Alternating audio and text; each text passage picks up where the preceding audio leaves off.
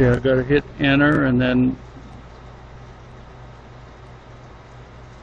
let me do a survey of the moon right now for you. Going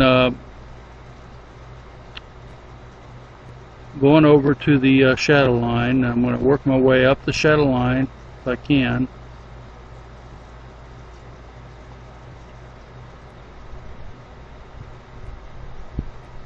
That's really some spectacular imagery right there. Now I'm going to go down.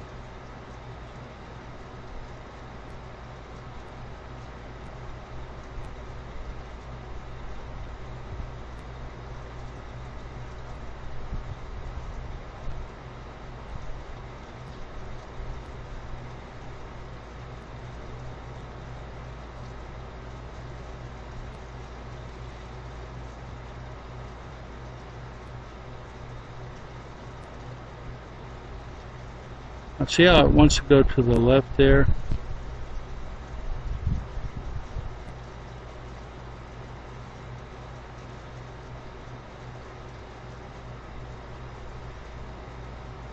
There. I'm trying to learn this control. You can tell though with this camera, look at that image right there.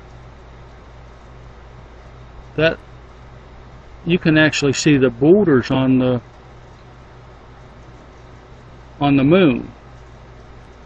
Now the camera's steady, the wind's not blowing, the wind's starting to blow. You can tell when the wind blows on this image. See how it just kind of moves around real quick like? See it? That's wind. It's not the porch. I'm not walking on the porch, I'm sitting still. I think that it would affect the camera if it was sitting outside on cement. If the wind was blowing, it's just gonna do that. So I don't think there's a disadvantage to here. It's just it is windier up here. Well, those weren't boulders. If you look close, they're little craters. You can see, actually, but it looks like that's a mountain with a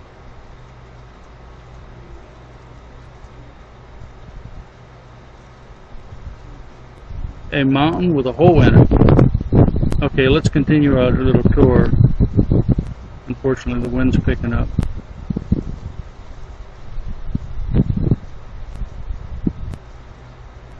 It's going to start being hard to do this because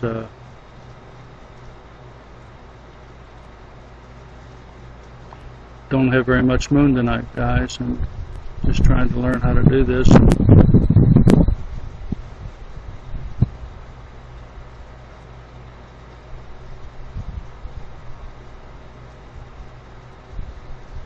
There, and see, I'm not really familiar enough with this camera to know whether I have it on right now. That might be the top or the bottom of the moon, I'm not sure.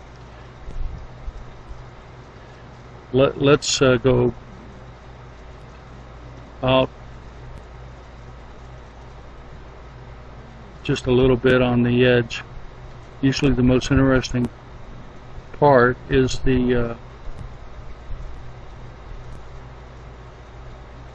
shadow line.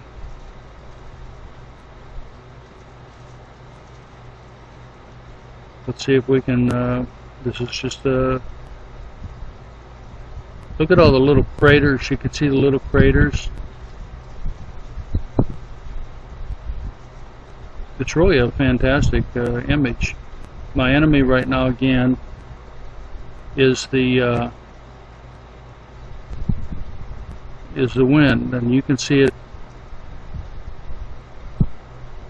I think it would blow any telescope. But look at the detail. Look how this is going to be this is a good camera. Mike and I stocked up on those cameras. We found a source. I found a source in China, and we both ordered.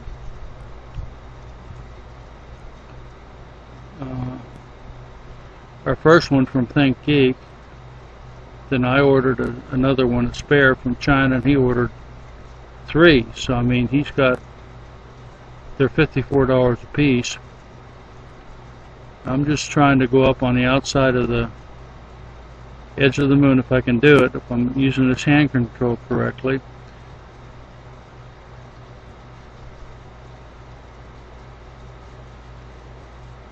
And I think it's working pretty good. I'm going to try to go up the outside edge of the moon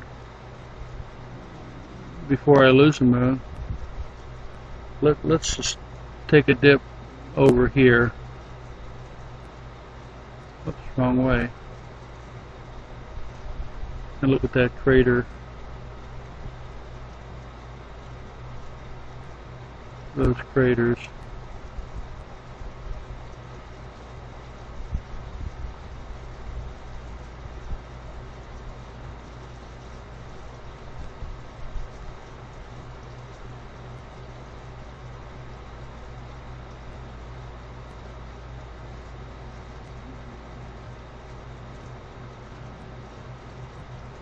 Go back over to the edge and continue going up.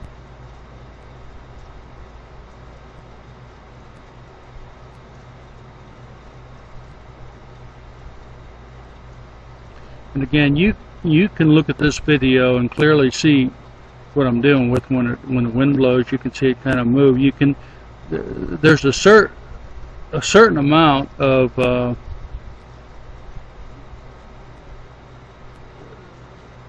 heat. You can see the sterility on a very calm night where there's no movement at all. You'll see the what will appear to be wave patterns. Okay, now I want to go down.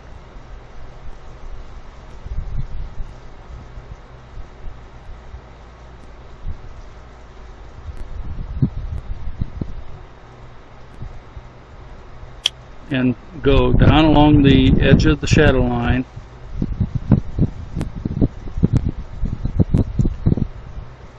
Every night you come out during the month, it's kind of like an adventure, because the shadow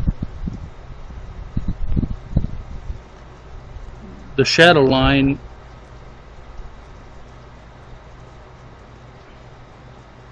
changes every night. And the shadow line has a tendency to, so you can tell that's the wind blowing, the way it's shaking on the screen. It's not the wave heat thing, it's not the vibration on the porch, it's just the wind blowing up against that telescope.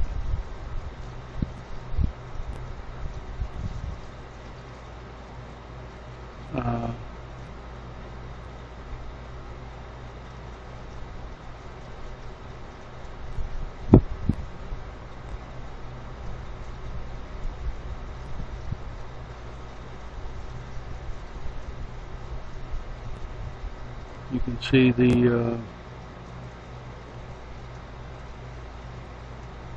craters real clear. This is going to be a good scope. And this is without a Barlow. This is just a regular camera on there, and it's a very good quality image. I was watching Henning's footage. He's got a 4.5-inch scope, and this one here is a 8-inch, and you can tell the difference. Continue to go. I'm practicing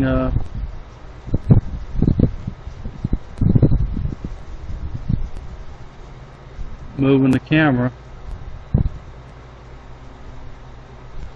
Again, I'm practicing with the hand control. Eventually I'm going to have it all electronic, but I need to learn how to do it with the hand control first. That's what I'm going to decided that's what I'm going to do.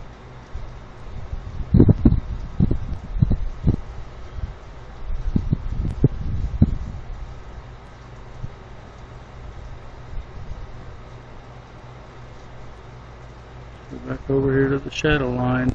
shadow line hits the peaks, the craters, and casts shadows. They're really elongated and brings out, has a tendency to bring out the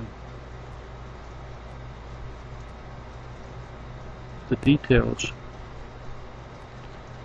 of those things that are along the shadow that particular night.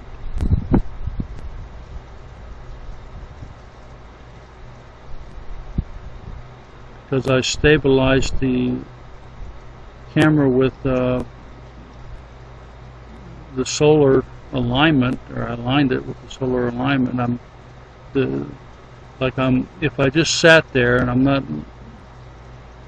doing anything with the control, it should track pretty well right on that, and it's doing it. And I'm not having to adjust very much at all. See what you do, you find an interesting structure just like I did there, and I'm going to try to take this and probably extract an AVI set of files from this particular sequence of video, and then I'll run it through and it'll give me an enhanced picture of it. There's that structure right there. It's at the 6 o'clock position, a little up, and it looks like I don't know what it is. It's kind of weird.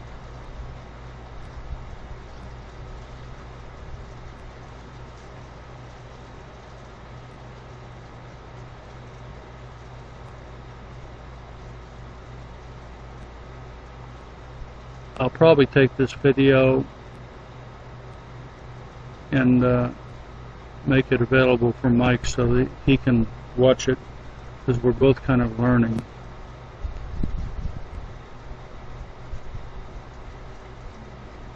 And it'd be kind of good to see how the video turns out in high resolution. This is the highest resolution that you can record with a Pew. Oh, there's that mountain again. Isn't that weird? And they kind of look like boulders, but they're not. They're, you know what they might be. Henning, he keeps calling them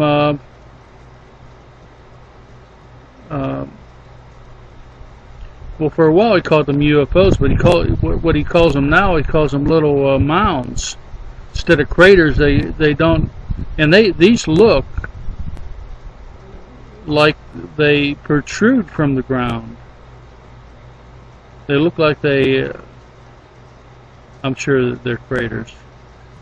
The one on the far right bottom looks like kind of like a crater, and it could all be just a shadow, but they really are kind of weird. It's a kind of weird looking picture right there.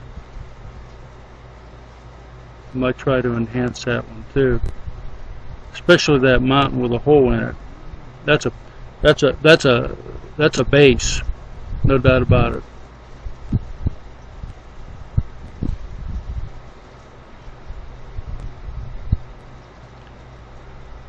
One thing, it's windy and the thing jumps around every once in a while, but this is real TV, guys. You can just watch what I'm looking at. It's just the way it is.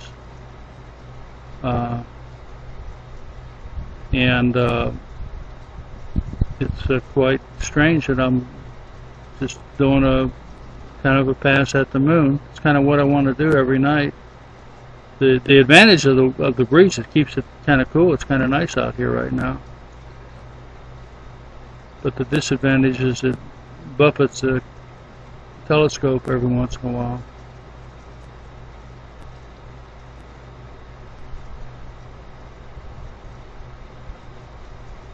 You can see those craters with the little thing right smack dab in the middle. That's got to be some kind of a alien base up there or something. Maybe they're used to park their flying saucers in that hole or something. I don't know. I still have this moon, so let's. I'm going to take this entire video with the wind buffeting and everything, and I'm going to post it in high definition on YouTube.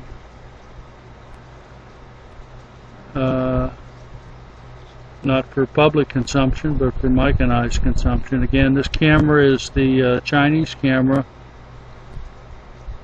I manually focused everything. I did my best on the adjustments. You can see the color. You can definitely. I tell you, I want to go down. I saw something. That's the other thing. When you see something you want to get, it's hard to extract yourself from it because of the.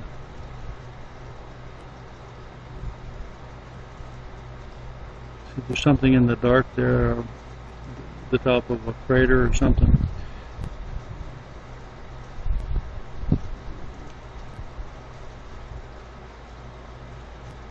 Mike is better at the control. I got impatient last night when I was over at Mike's, and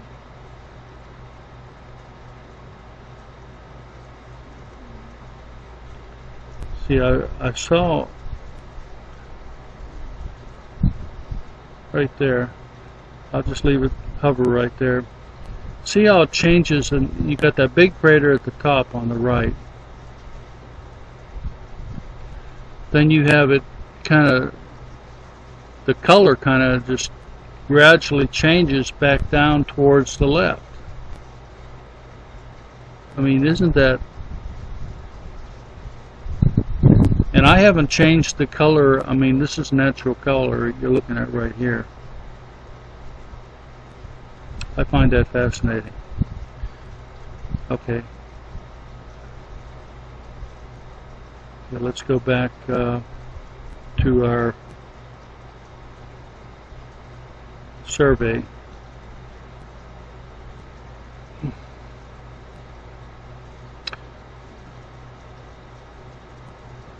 See, look, let me see if I can put it in the center. Look at that very strange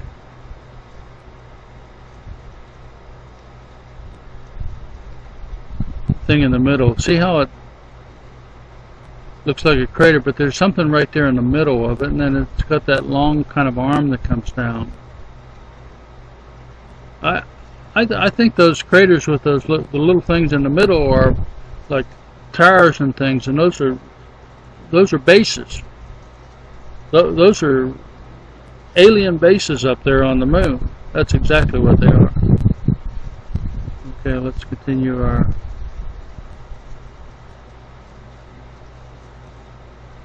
survey.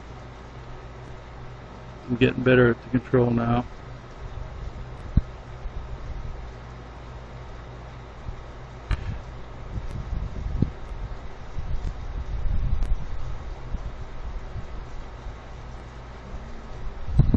Oh, look right there in the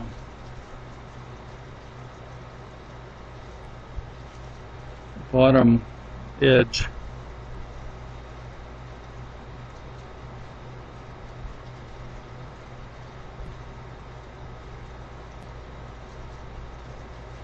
Let me see if I can bring it in.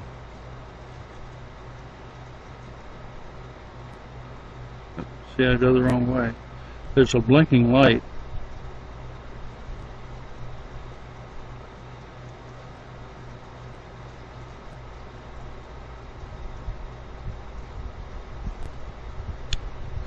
Probably from an alien up there. If you look close there, I mean, some of that is just the light coming in on the edge of those craters and then reflecting out. But sometimes it I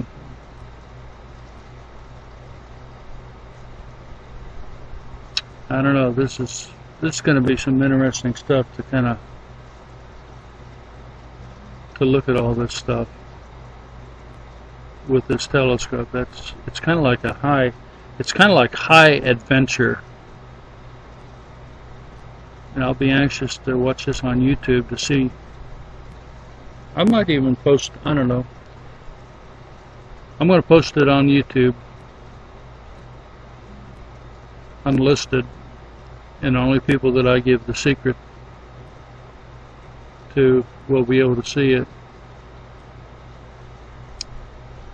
But keep in mind, if you watch this thing, this is the first time I ever did this in my life. I did it over at Mike's with another camera that I kind of put together. This is the first time I ever did anything on my telescope.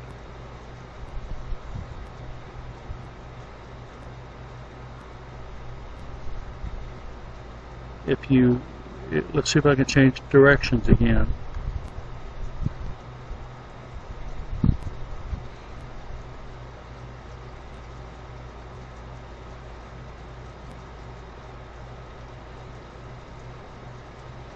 See, I can make it go left and right, but then when I want to deliberately go down, it's kind of like the motors have got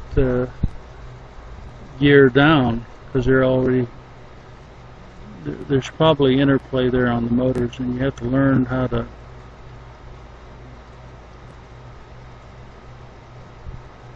do it. I wanted to go down.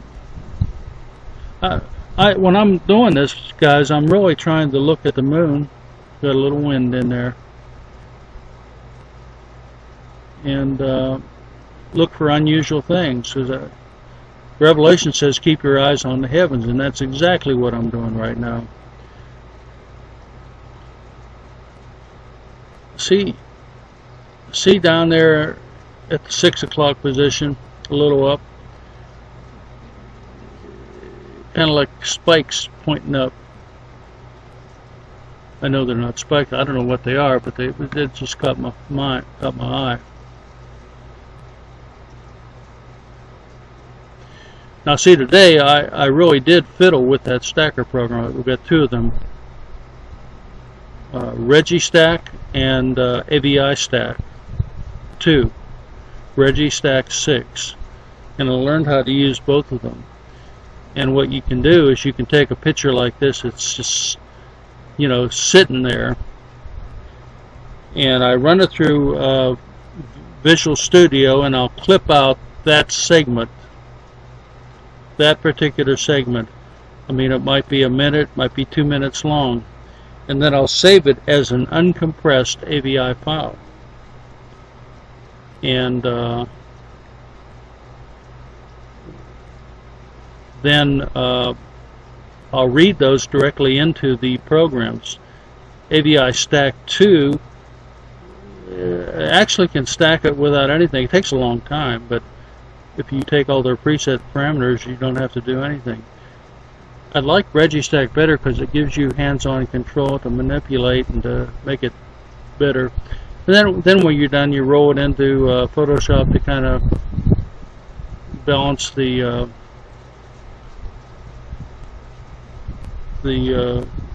contrast and things like that. Now, I don't know, to me this is fascinating. Look there, guys, on the left at the 7 o'clock position. We got another damn UFO base up there, a bunch of aliens up there. See that little dot in the middle? That's a alien built object.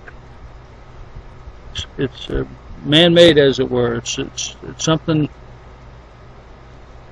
It might be man-made. I think we got bases on the moon and Mars. There's no doubt about it. And one of these days I'm going to be up there looking like this, and I'm going to see a UFO take off from the surface, and it's going to blow you away.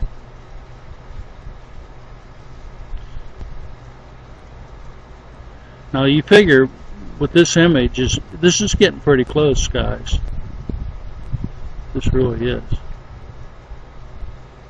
But with the Barlow,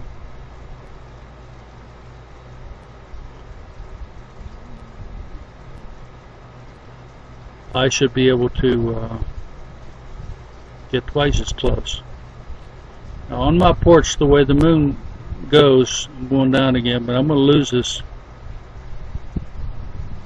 video feed in a minute because the moon is trying to hide from me on over the edge of my house. Mike could probably see it over there. He lives across the street from me. He could probably look at it for another hour. But starting today is the 2nd. I figured from the 3rd on I'll be good to go on the moon for the rest of the month. There's that first 2 days that the moon is out that Mike has the advantage on the moon over me. But see, I can see east, south, and kind of west. We're looking kind of west right now. At least the kind of west to the point where it, if you look at a star chart, you'd know what I mean. See, the wind's settling down a little bit, so it's not as buffety. There's that pin cushion.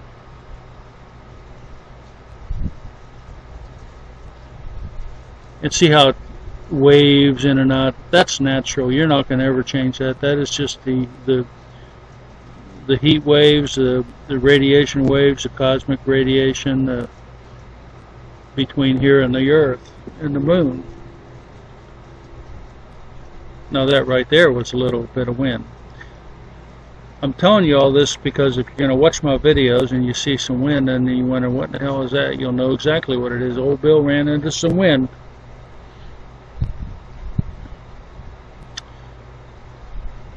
Now right there you can see the wind's blowing a little bit again, but if you settle it out, see, I can take this picture right here, waves and everything, and take about a minute worth of that. Just sit there with it, a minute worth, in and out, good frames, bad frames, and different frames. Registack and AVI Stack will take those and figure out all the good ones and line them all up and make a really wonderful composite picture of everything. So you end up seeing more than you ever saw here. And it works. And I did it today. And it works. And I'm going to take some of the images tomorrow that I'm using, that I'm kind of hovering on deliberately.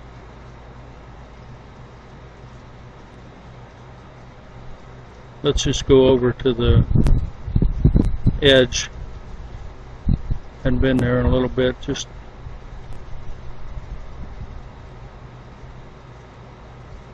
okay.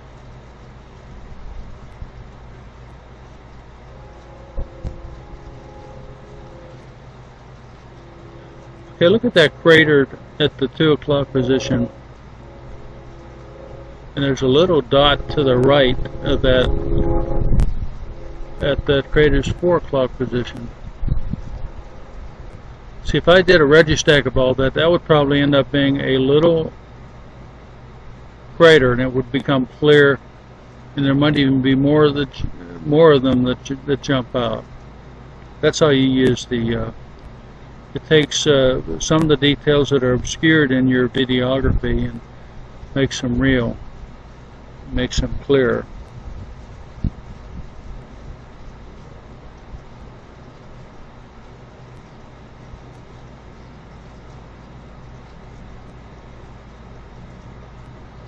This is a damn good camera.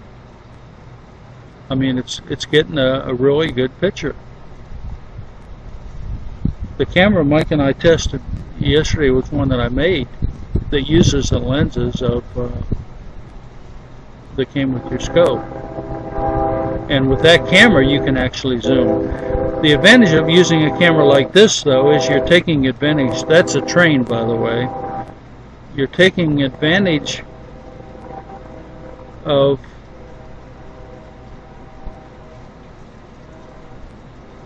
let's just go up a little bit and take a look at that crater right there.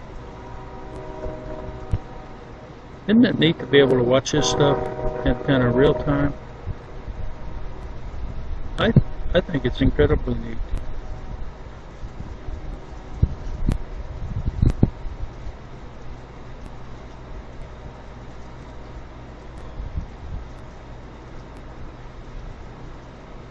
There's our mountain with a hole again.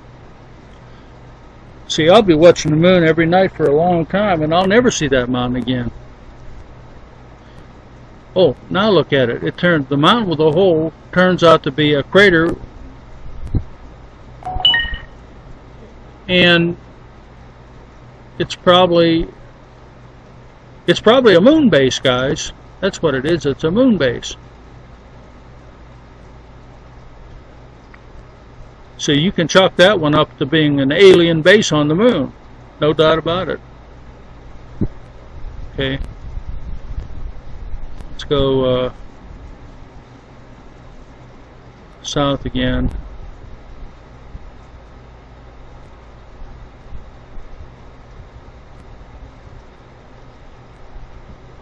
And if you go down to the edge, a lot of people are saying that those craters down there change.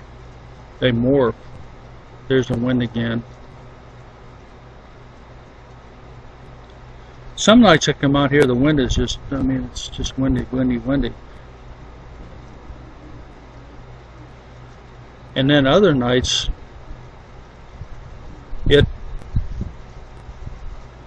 it'll be dead calm, dead calm. Now those are going to be perfect nights for watching the stars. And with this particular telescope and that mount and the way it works, when I stop, I mean, like I stop moving that, it's continuing the track. See, that move is moving all the time, and it's rock steady, and it's good enough to doing photographs with and that's why, again, Mike and I got this. We had the same telescope. Ended up buying, it's an X-Star 8 SE, and it's equivalent to about a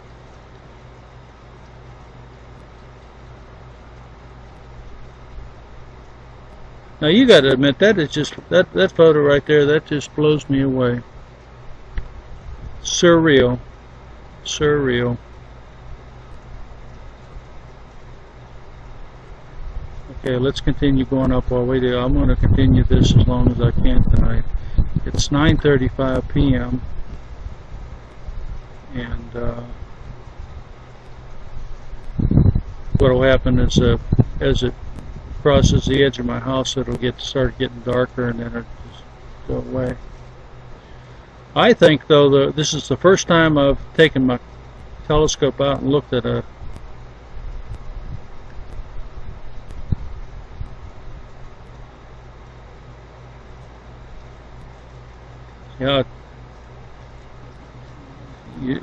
you think you lose it,